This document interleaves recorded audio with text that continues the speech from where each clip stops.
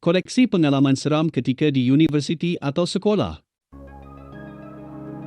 Aku ni student salah sebuah IPTA dekat Kuantan, Pahang.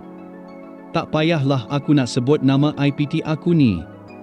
Aku menyewa dekat taman perumahan dekat dengan kolej aku. Aku menyewa dengan 5 kawan-kawan aku, Arin, Lily, Julie, Jaja, Shasha. Nak dijadikan cerita, kitorang ni suka pergi dobi tengah-tengah malam. Ada satu hari tu lepas habis siap assignment semua, aku dengan budak rumah aku nak pergi dobi macam selalu. Dalam pukul 9 malam macam tu. Tapi malam tu cuma Lily, Julie, Jaja dengan Shasha yang nak basuh baju.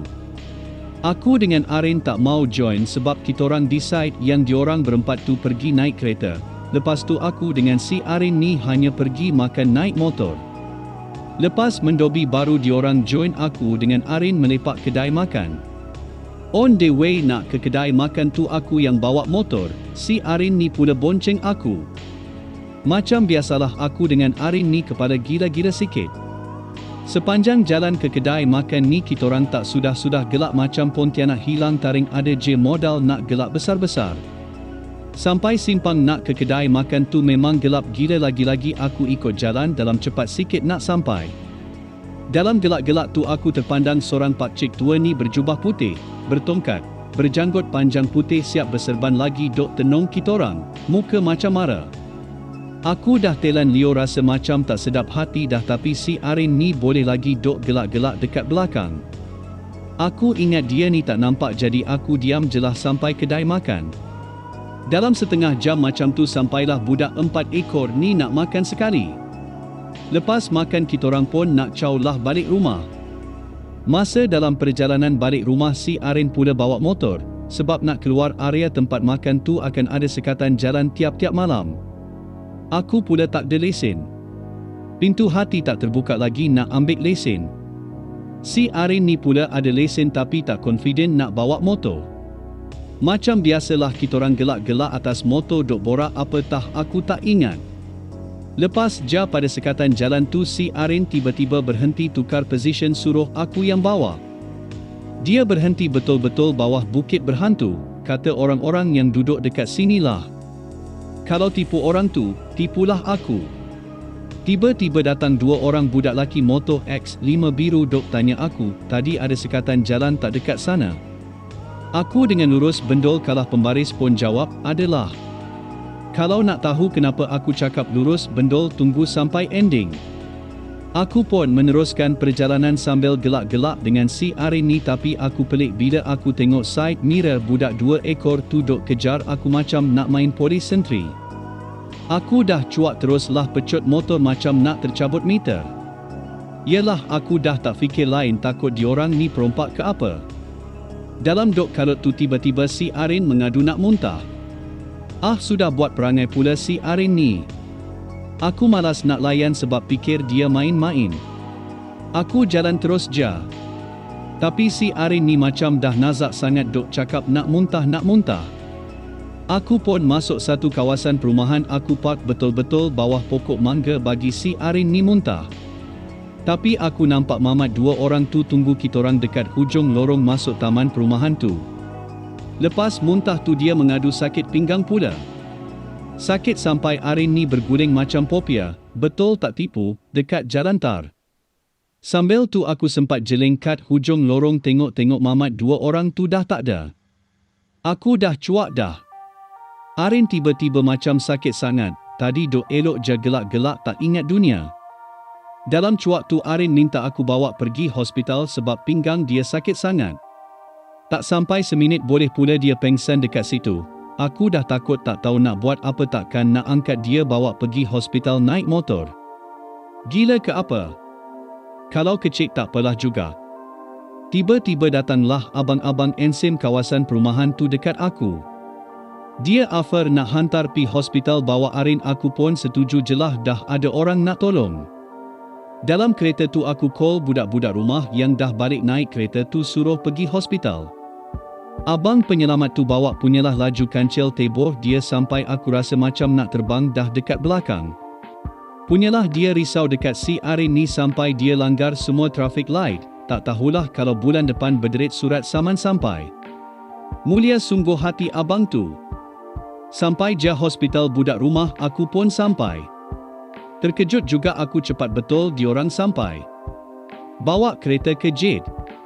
Lepas abang penyelamat tu pun tolong uruskan urusan si Arin ni. Tunggu dalam pukul 3 pagi macam tu doktor pun keluar panggil aku masuk. Doktor pun cakap dia ni macam kena batu karang. Pelik band ajaib kitorang sebab sebelum ni Arin sihat walafiat. Aku iakan ajalah dan masa tu aku tak syak benda-benda mistik lagi. Lepas aku uruskan bel rawatan, kitorang pun bawa lah si Arin ni balik rumah macam biasa, tapi si Arin ni dok mengadu sakit pinggang. Sampailah keesokan harinya, tinggallah aku, Arin dengan Lily ni dekat rumah. Lagi 3 ekor tu dah berambus balik kampung sebab ada hal. Pat ni baru nak start kejadian mistik yang mengganggu. Malam tu bapa Arin datang, dia bawa aku dengan Arin pergi makan malam. Lepas makan malam tu dalam pukul 9 lebih kami pun baliklah. Masa sampai tu aku turun dulu sebab nak bagi ruang lah Arin dengan ayah dia berborak. Masa aku turun, aku perasan anak jiran aku dalam umur 4 tahun macam tu berdiri dekat pagar rumah aku. Aku senyum pandang dia. Tak lama lepas tu si Arin ni pun turun nak masuk rumah. Lepas dia lalu depan budak tu terus menangis ligat, macam kena pukul, siap tunjuk-tunjuk dekat Arin. Time tu bulu roma aku dah berdiri tegak dah. Pasal apa pula dia menangis seakan ni padahal tadi elok je pandang aku. Aku malas nak ambil kisah dah, aku buka kunci terus caw masuk bilik. Sampai je aku terus tukar baju, aku nampak si Arin ni masuk tandas. Lama juga. Aku diam jelah lepas tu aku keluar lepak ruang tamu, aku nampak dia keluar dari tandas, dia panggil aku ajak masuk toilet. Tu dia korang nak tahu apa aku nampak? Dia muntah keluar rambutnya. Sumpah masa tu aku rasa meremang semacam. Rasa nak nangis pun ada. Aku suruh dia cuci semua apa yang patut. Aku terus call Lily suruh balik rumah sebab aku dah tak sedap hati. Masa dekat ruang tamu tu aku rasa semacam seram sejuk. Rasa macam ada benda yang ada dok perhati kami. Arin tanya aku, "Wel, kau ada simpan apa-apa surah tak dekat laptop kau? Kau pasanglah sebab aku tak sedap hati lah." Ada tapi kan Arin aku bukan tak nak pasang cuma kat rumah ni kita berdua. Kalau aku pasang buatnya kau kena rasuk macam mana? Kod kau kokak aku nanti naya. 30 minit lepas tu Lily pun balik. Terus Lily ajak pergi jumpa ustaz belakang rumah kitorang. Arin ni pun setuju sebab dia dah cuak semacam. Rasa macam ada aura seram dalam rumah tu. Kitorang bertiga pun pergilah rumah ustaz dekat belakang tu dengan ditemani jiran sebelah. Penat juga bagi salam tapi tak ada orang jawab pun. Agaknya ustaz pun dah tidur sebab dah lewat sangat, jadi kitorang memutuskan nak pergi esok. Malam tu kitorang tidur satu bilik je sebab takut punya pasal. Tapi kami kuarantin si Arin ni tidur jauh sikit dari kami. Lily siap buka pintu bilik luas-luas takut apa-apa jadi tengah pagi senang dia nak cabut dulu, tak guna punya Lily. Malam tu kitorang tidurlah macam biasa. Dalam 3-4 pagi macam tu si Arin ni terjaga. Muka dia pucat gila. Aku dengan Lily pun bangun sekali. Aku tanya kenapa dia cakap dia dengar bunyi macam ada kuku cakar dekat dinding. Sudah buat hal lagi. Aku bajetlah cakap tak ada apa-apa tu kucing kod. Seminit lepas tu bunyi pinggan mangkuk jatuh dekat dapur. Kali ni memang aku tak boleh cool dah. Aku terus baring tekuk telinga dengan bantal. Diorang pun dah takut sangat. Dengan bunyi perabot kena alih. Lagi aku rasa nak pengsan, rumah aku mana ada perabot. Kitorang terus selubung sampai ke pagi. Keesokan paginya aku terus kejut Arin dengan Lily bangun. Tak sabar dah nak pergi rumah ustaz tu, tak tahan kena kacau. Baru satu malam macam-macam benda jadi bayangkan kalau bermalam-malam, mahu gila aku jadinya. Dalam pukul 11 macam tu kitorang bertiga pun pergilah rumah ustaz tu. Kitorang pun ceritalah apa yang jadi malam tu. Ustaz tu pun baca-baca dekat air, lepas tu bagi si Arin ni suruh minum dan bawa mandi. Selesai semua, ustaz ni cakap Arin ni kena keteguran sebab kitorang berhenti dekat satu pondok buruk dekat bawah bukit. Tapi seingat aku tak ada pula berhenti dekat pondok. Dekat tepi jalan adalah. Tapi ustaz tu cakap pandangan mata kasar memang tak nampak. Yang tu aku meremang. Ustaz tu cakap lagi ada yang menumpang dekat korang malam tu. Bertenggik dekat Arin sebab tu Arin sakit pinggang, tak ada kena-mengena pun batu karang tu semua. Sebab apa? Sebab kitorang gelak kuat sangat malam tu, kira macam dah ganggu tempat dia lah tu yang dia marah sangat. Tapi ustaz tu cakap jangan risaulah sebab benda tu saja menyakat bagi kitorang sedar sikit, jangan nak galuk sangat tengah-tengah malam. Alhamdulillah dalam 3 hari lepas tu Arin pun dah sihat macam biasa, dah tak sakit lagi dan kitorang pun dah tak dengar gangguan lagi benda-benda pelik dekat rumah sebab ustaz tu dah tolong pagarkan rumah kitorang sekali. Pergi hospital buat check up pun doktor cakap mana ada batu karang, sihat. So moral of the story, kalau keluar tengah malam tu jaga adab, jangan nak suka sangat, jaga tingkah laku semua.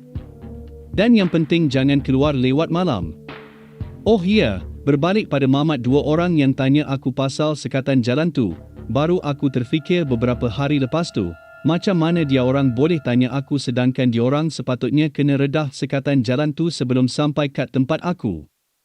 Sebabnya tak ada mana-mana simpang selepas sekatan jalan tu. Nak tak nak memang kena redah juga pak polisi tu. Sampai sekarang aku tak dapat jawapannya. Tahun 2013 dulu, aku menuntut di salah satu pusat pengajian tinggi di salah satu negeri di pantai timur Malaysia. Maaf, aku tak dapat bagi tahu tempat kerana untuk keselesaan bersama. Masa ini aku di semester 4 dan tinggal di rumah sewa berhampiran dengan kolej atau pusat pengajian. Disebabkan aku tiada kenderaan ulang-alik, jadi aku buat keputusan untuk tinggal bersama senior di rumah sewa.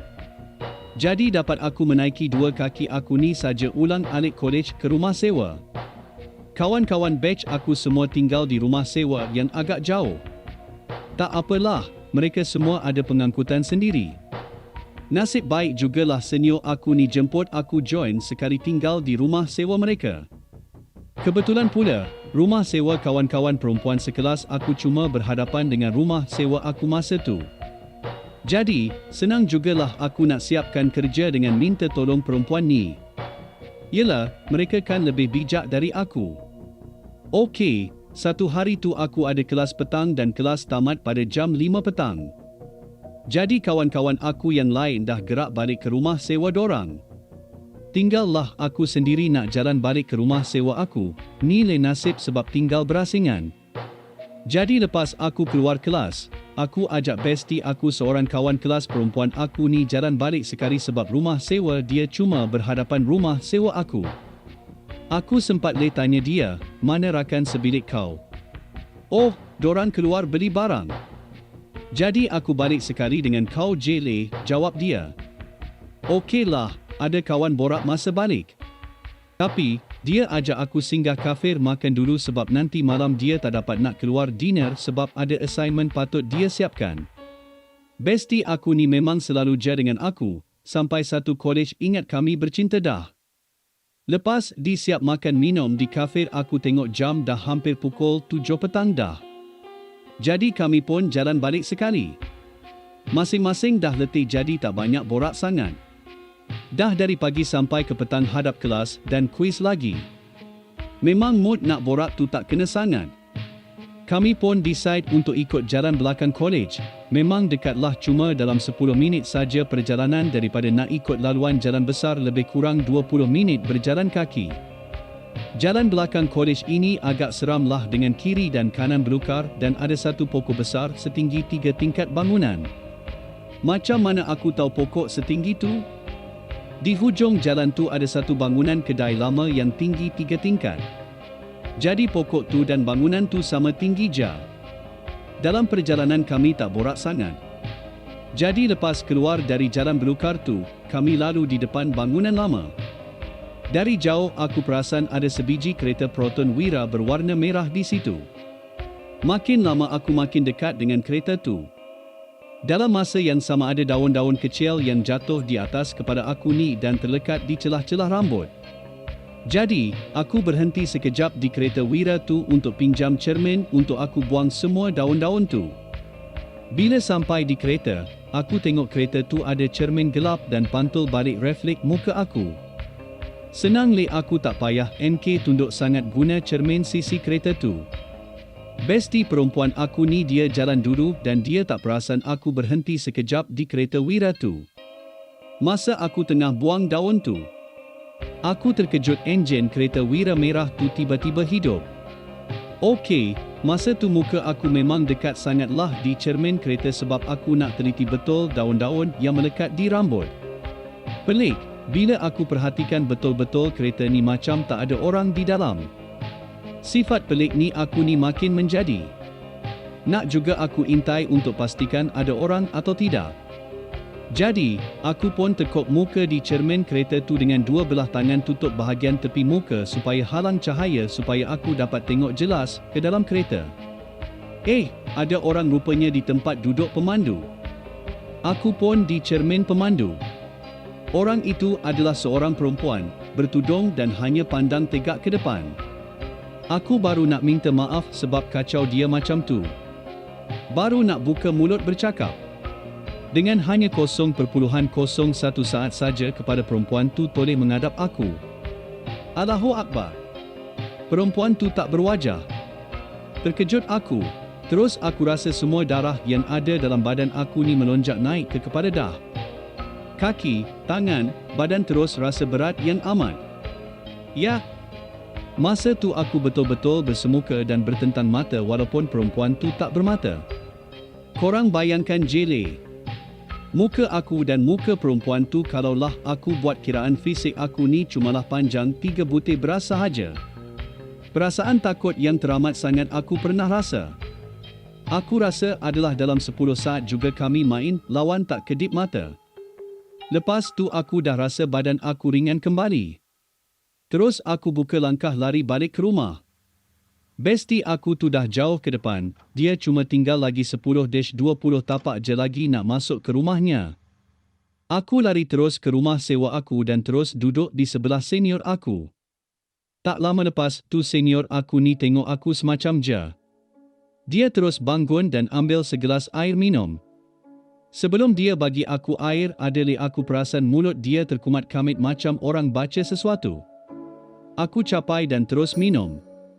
Dia bagi tahu muka aku pucat dan mata merah. Jadi, dia rasa macam ada something yang tak kena kat kau. Sebab tu dia suruh aku minum air. Alhamdulillah. Aku tak ada apa-apa, cuma badan aku lepas tu agak panas sedikit. Lepas kejadian tu baru aku cerita pada besti aku tu. Dia agak terkejut dan dia cakap masa tu tiada satu kereta pun di situ dan tak ada dengar bunyi kereta hidupkan enjin pun. Cuma bangunan kedai lama dan kosong sahaja.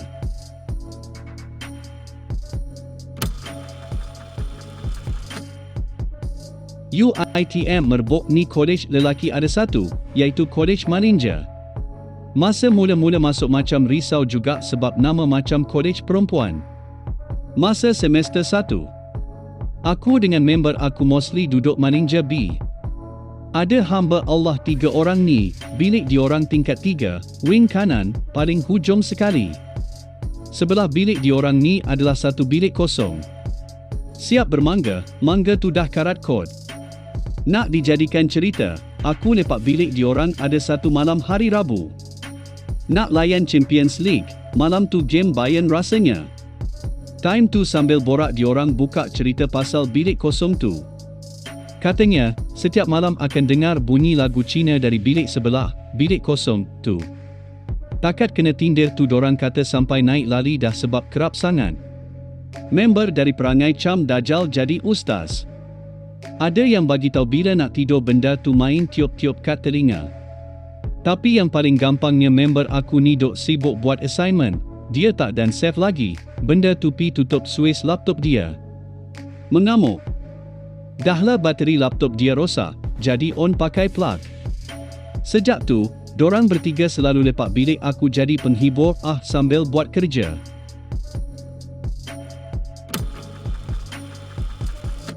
Dalam bilik aku ni, ada satu katil puaka kitorang panggil. Memang puaka teruk katil ni. Dari asal double decker, jadi single decker, tinggal bawah. Dia puaka bukan sebab apa, sesiapa baring atas katil tu mesti automatically terlelap lama gila. Nak dijadikan cerita, malam tu aku saja baring tengok budak bilik aku yang kos OM ni dok buat kejir dengan budak kos dia. Tahu-tahu aku terlelap. Entah macam mana dalam pukul 3 kot aku terjaga, gelap bilik. Waktu ni buat hal nak kencing time gini. Elok aku try nak bangun, slow-slow aku dengar bunyi cam perempuan tua nangis. Haram jadah betul. Aku ingat budak bilik sebelah buat dajal buka dekat phone ke apa.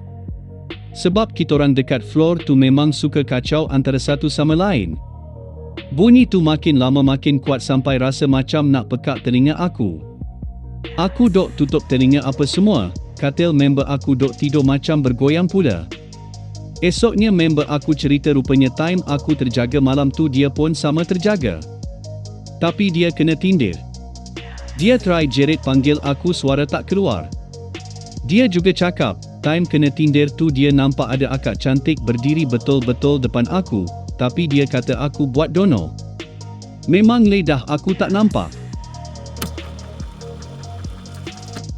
Aku pernah kena kacau dengan pocong kad manager bilik tingkat atas sekali menghadap library. Ini bukan rekaan, benda ni betul jadi. Time tu aku SEM 1 atau 2 tak ingat ada cuti apa entah dalam 2-3 hari gitu majoriti ramai yang balik rumah. Disebabkan aku dok jauh so aku memang tak balik lah sebab tak berbaloi. Nak dijadikan cerita aku pun lepaklah tidur bilik member aku sebab dorang pun sama geng tak balik rumah nak siapkan assignment. Time tu aku tengah leka baring kat lantai sambil menelefon ngadap pintu. Bilik member aku ni pula jenis bawah pintu ada ruang so kalau orang berjalan depan bilik memang nampak kaki orang lalu lalang. Tengah syok nelefon tiba-tiba aku nampak sekali imbas kain putih dari bawah pintu tu. Aku pun buat bodoh je sebab ingat orang lalu tapi rupanya bukan aku sorang je nampak member aku pun perasan gak.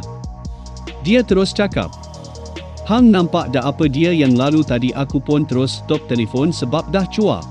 Time tu dalam pukul 2-3 pagi juga. Dia ni pula jenis berani tak bertempat pi buka pintu nak tengok dan terus pandang belah kanan jalan arah nak ke tandas. Sekali ada pocong dok berdiri condong kat tempat air. Terus mengigil berpeluh satu badan member aku tu. Lepas tengok dia terus tutup pintu. Kita orang yang lain ni cuak dah tengok keadaan dia macam tu. Terus semua dah paranoid sampai ke subuh buka bacaan ayat Quran. Tak boleh nak tidur masing-masing time tu. Pas tu dengar pula macam bunyi orang hentak kaki kat lantai banyak kali kuat gila. Esok tu member aku terus balik berubat kat kampung sebab macam dah hilang semangat. Dia kena demam panas seminggu.